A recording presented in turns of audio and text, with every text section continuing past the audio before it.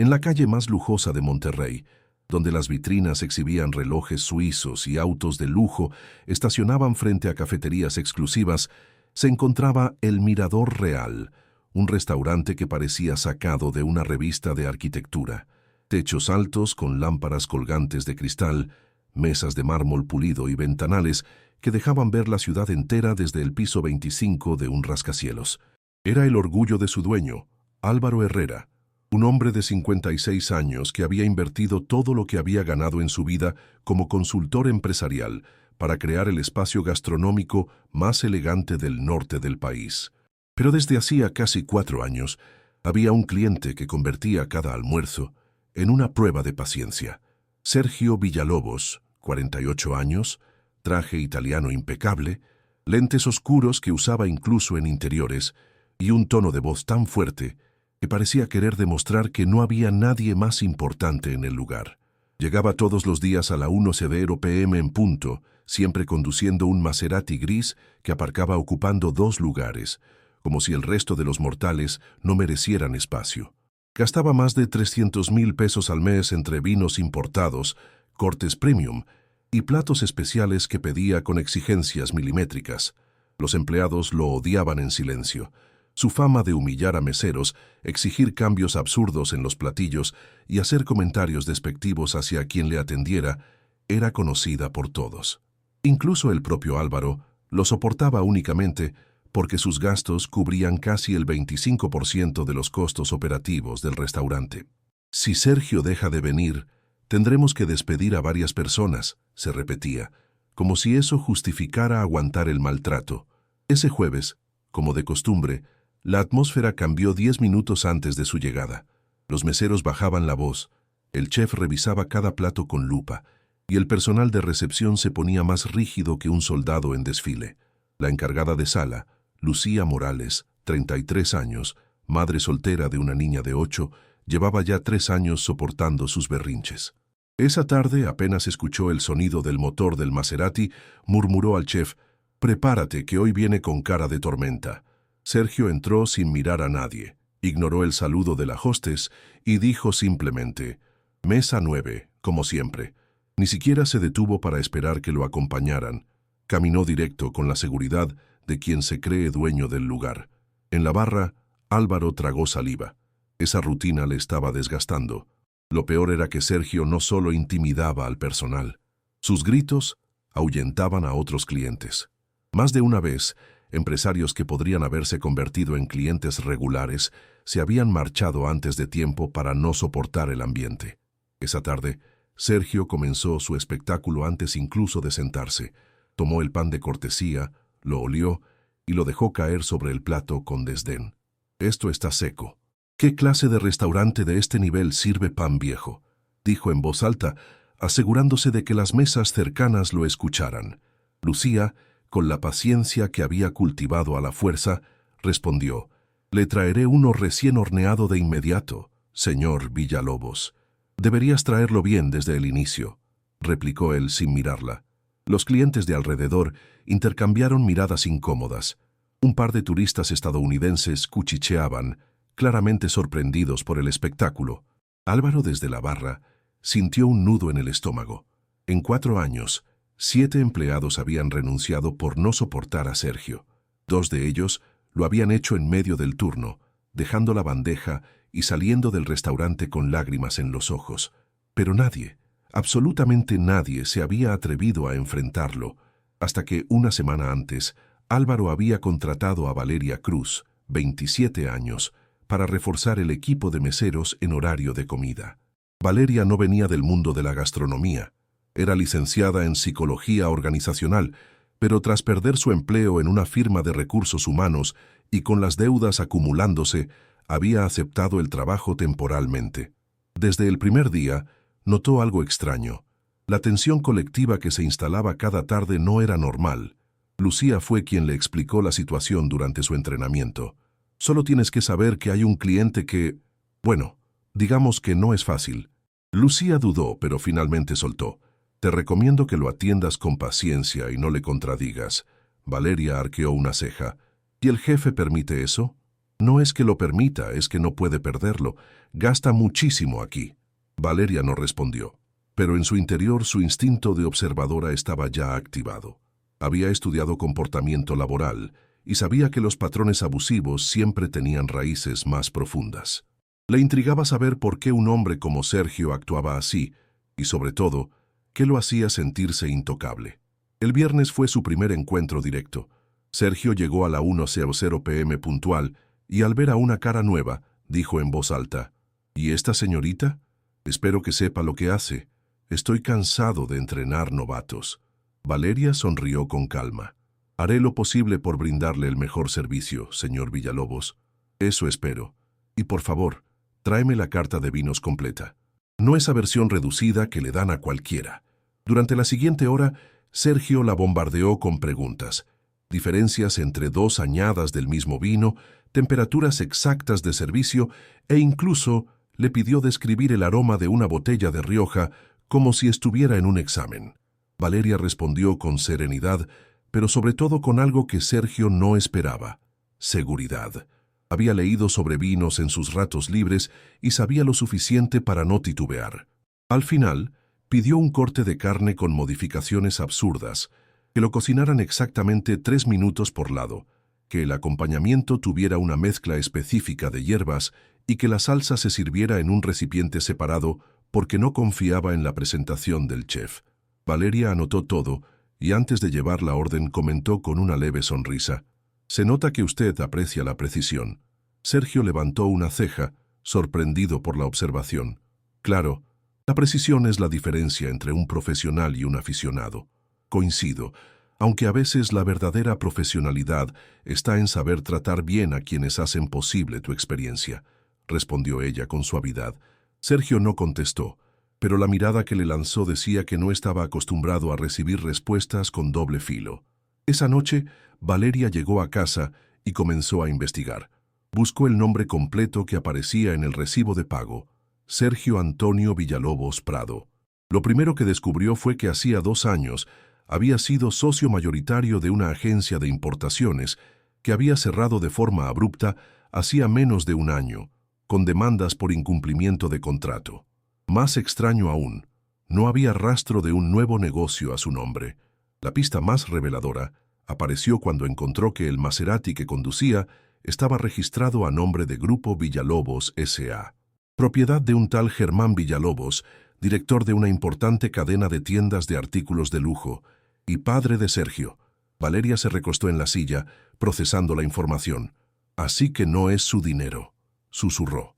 Lo que aún no sabía era que estaba a punto de descubrir la manera exacta de derrumbar la fachada del cliente más temido del restaurante. El sábado por la mañana, Valeria llegó al restaurante más temprano de lo habitual. Había pasado la noche conectando piezas: la quiebra de la empresa de Sergio, su dependencia del negocio de su padre y, sobre todo, el uso constante de un mismo método de pago: una tarjeta corporativa con el logo de Grupo Villalobos. Mientras preparaba las mesas, se acercó a Lucía. «Necesito que me ayudes con algo, pero te advierto que si sale bien, puede que cambiemos la historia de este lugar». Lucía frunció el ceño. «¿Y si sale mal? Bueno, al menos habremos intentado dejar de vivir con miedo todos los días a la 1 de la tarde». Lucía, intrigada, aceptó escuchar el plan. Valeria le explicó todo: los registros que había encontrado, la conexión con el padre y la hipótesis de que Germán Villalobos no tenía idea de cómo su hijo estaba usando el dinero de la empresa. El objetivo no era humillar a Sergio por venganza, sino cortar la fuente de poder que lo hacía intocable. El lunes, Valeria hizo la llamada. Solicitó hablar con el señor Germán Villalobos y, para su sorpresa, la secretaria no tardó en pasarle la línea cuando escuchó las palabras «uso indebido de tarjeta corporativa». Germán escuchó en silencio mientras Valeria relataba, con precisión y calma, las escenas diarias de humillación que Sergio protagonizaba en el Mirador Real. No interrumpió ni una sola vez, pero su respiración se volvía más pesada con cada detalle. «¿Me está diciendo que mi hijo gasta cientos de miles de pesos al mes de la empresa para comportarse como un tirano?», preguntó finalmente, con un tono gélido. «Solo describo lo que veo cada día», respondió Valeria. Usted sabrá qué hacer con esa información. Al final de la llamada, Germán le pidió algo, que no dijera nada a nadie, y que el próximo miércoles, justo a la 1:00 p.m., reservara una mesa cercana a la de Sergio. Quiero verlo con mis propios ojos, dijo. Ese miércoles, la tensión en el restaurante era distinta. Álvaro sabía que llegaría un empresario importante para evaluar el lugar para futuros eventos corporativos, pero no tenía idea de quién era realmente. A las 12:50, un hombre alto, de cabello canoso perfectamente peinado y traje oscuro, entró con paso firme. Valeria lo reconoció de inmediato por las fotos que había visto en internet. Germán Villalobos. Pidió una mesa con vista al ventanal, pero desde donde podía observar la mesa 9, el trono habitual de su hijo, ordenó un café y esperó, mirando discretamente el reloj. A la 1:00 en punto, Sergio apareció, más arrogante que nunca. Saludó a Valeria con su habitual desdén. Espero que hoy no me hagan perder el tiempo con errores de aficionados. Tráeme el menú y que el chef no intente inventar nada. Valeria lo condujo a la mesa, consciente de que cada palabra estaba siendo observada a pocos metros por Germán. Durante los siguientes minutos, Sergio se quejó del pan, del agua, de la temperatura del salón y hasta de la iluminación. Su tono era tan elevado que varios clientes empezaron a mirar incómodos. Germán, en silencio, apretaba los puños. Cuando llegó el plato principal, Sergio lo rechazó sin siquiera probarlo. «Esto es una vergüenza. ¿Es tan difícil seguir instrucciones simples?», gritó de forma que toda la sala lo escuchara. Fue entonces cuando Germán se levantó. Caminó hacia la mesa 9 con pasos medidos, hasta colocarse justo detrás de su hijo. «Yo diría que lo difícil es enseñar educación a un hombre adulto», dijo con voz grave. El rostro de Sergio perdió todo color. Papá, ¿qué haces aquí? Conociendo el lugar donde has decidido gastar el dinero de mi empresa como si fuera tuyo, y viendo de primera mano cómo humillas a personas que trabajan honestamente». El silencio en el restaurante era absoluto. Los meseros se habían detenido en seco. Los clientes observaban como si fuera una escena de película. «Papá, no es lo que parece. Parece exactamente lo que me contaron», interrumpió Germán. «Y créeme, no se exageró nada». Sergio intentó ponerse de pie, pero su padre lo detuvo con un gesto. Sacó su teléfono, marcó un número y puso el altavoz sobre la mesa. «Banco Corporativo. Buenos días. Quiero cancelar de inmediato la tarjeta con terminación 4829 a nombre de Sergio Villalobos Prado». «Sí, de uso empresarial». Sergio intentó protestar, pero la voz del operador se escuchó clara. «Listo, señor Villalobos. La tarjeta ha sido cancelada». Era como ver cómo se derrumbaba una torre construida sobre arena. La máscara de Sergio se resquebrajaba frente a todos. Germán entonces señaló a Valeria.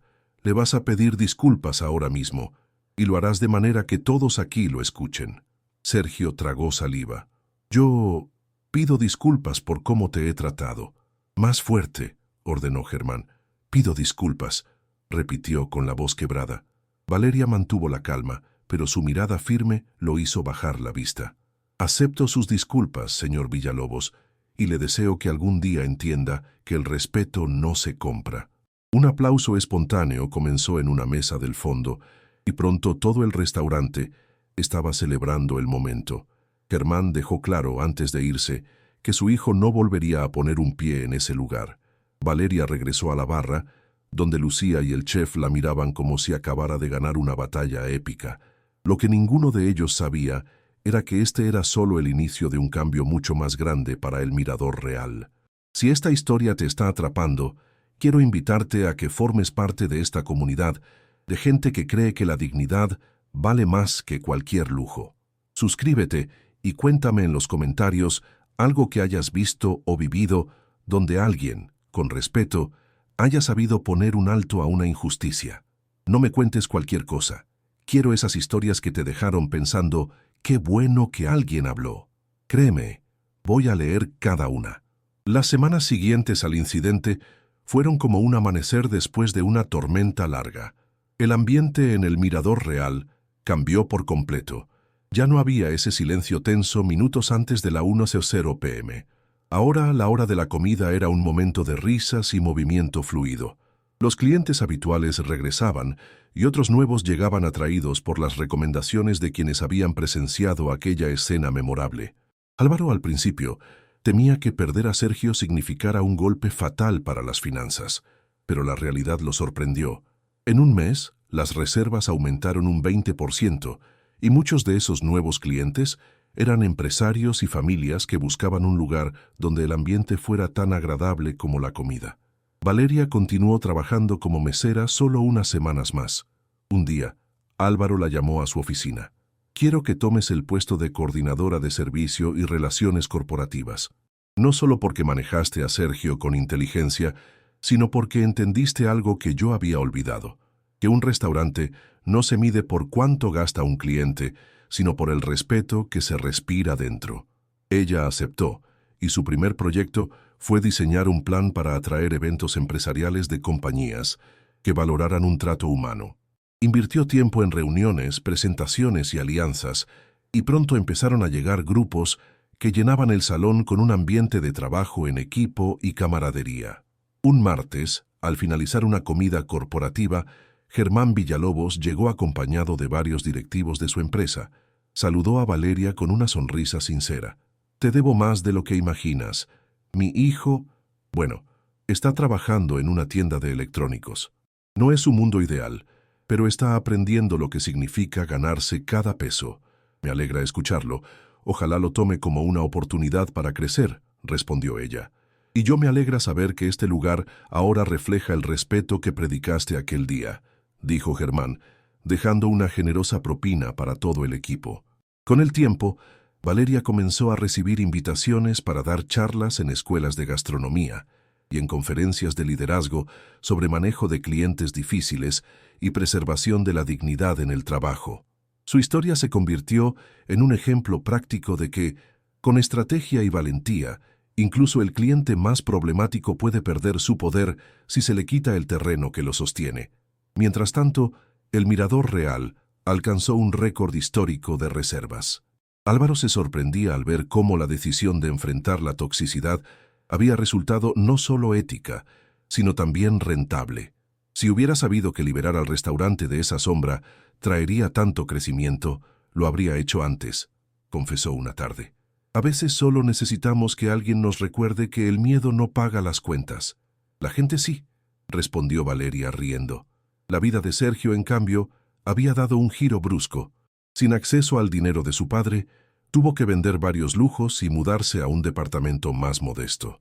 Según rumores que llegaban de clientes que lo conocían, pasaba horas atendiendo a compradores indecisos, tratando de no perder la paciencia, y, según decían, comenzaban a entender lo que significaba estar del otro lado de la mesa. Un sábado por la tarde, Valeria estaba revisando el salón cuando Lucía se le acercó con un paquete. «Esto llegó para ti», dijo. Era una caja elegante con un ramo de flores y una nota, para quien me recordó que el respeto es el verdadero lujo. Gracias por enseñarme, sin levantar la voz, una lección que nunca olvidaré. Germán Villalobos. Valeria sonrió. No era una cuestión de flores ni regalos, sino la confirmación de que su decisión había sembrado algo bueno. Meses después, Valeria impulsó junto con Álvaro un programa llamado Servicio con Respeto, destinado a capacitar a empleados y gerentes de restaurantes sobre cómo manejar clientes abusivos sin poner en riesgo el negocio. El programa creció rápido, sumando a chefs, dueños y personal de atención de toda la ciudad.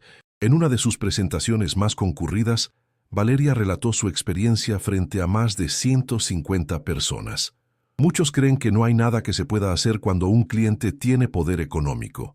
Yo creía lo mismo, hasta que entendí que la dignidad no es negociable. No se trata de gritar, sino de actuar con inteligencia y unidad. Un joven levantó la mano. ¿Y si el jefe no apoya? Valeria lo miró con calma. Entonces hay que mostrarle que un cliente que trata mal a su equipo no es un cliente de valor. Cuando hay respeto, el negocio prospera. Cuando hay miedo, solo se estanca. Esa tarde, varios asistentes se acercaron a agradecerle y compartir sus propias historias. Valeria supo que su experiencia ya no era solo suya, era de toda una comunidad que estaba aprendiendo a cambiar la narrativa. Cuando regresó esa noche al restaurante, Se quedó unos minutos mirando las mesas llenas, el sonido de las conversaciones alegres y el aroma de la cocina. Pensó en todo lo que había pasado, en la tensión de los primeros días, en la mirada despectiva de Sergio, en la voz firme de Germán y en los aplausos que sellaron aquel momento decisivo. Y entendió algo. El verdadero triunfo no había sido sacar a un cliente problemático, sino demostrar que la cultura del respeto puede transformar un lugar entero. Antes de cerrar este capítulo, si esta historia te dejó pensando, me encantaría que lo compartas con todos aquí. Suscríbete para seguir construyendo juntos un espacio donde cada relato nos recuerde que la dignidad es un derecho, no un lujo. Y cuéntanos en los comentarios, ¿has vivido algo parecido o visto a alguien poner un alto a una injusticia con inteligencia y respeto? Tu experiencia puede inspirar a otra persona que hoy esté pasando por lo mismo. Aquí, tu voz importa y será escuchada.